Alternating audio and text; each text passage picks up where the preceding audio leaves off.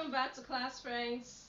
Okay, today we are going to be learning how to substitute numbers in algebraic expression. Alright, my name is Faith Osamegbe Uhulu, your online tutor. I hope you're ready to learn. Let's get right into it. We have some questions on board, and it says we have to find the value of the following expressions if A equals 3 and B equals 8. How are we going to solve questions like this? Let's watch and see. Solution.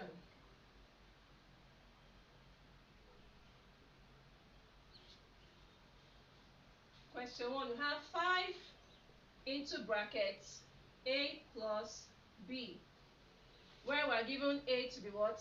3 and B to be 8. So we have to substitute the numbers with the letters in brackets. A equals 3 and B equals 8, right? And this is 5 into brackets. 3 plus 8 is 11, which is same thing as saying 5 times 11, which equals 55. And that's the final answer. Now moving on to question 2. 2 into brackets B plus 3A minus open bracket 4A plus B, where we are given A to be 3 and B is 8. So we have 2 into brackets 8 plus 3 times 3, right? Minus 4 times 3 plus 8. So from here we're going to multiply the numbers in the bracket. So we have 2 into bracket 8 plus 9 minus 12 plus 8. Okay, now the next step, we're going to open the bracket. We have 2 times 8 plus 9 is 17, minus 12 plus 8 is 20. 2 times 17 equals 34, minus 20, and the final answer is what? 14. And there you have it.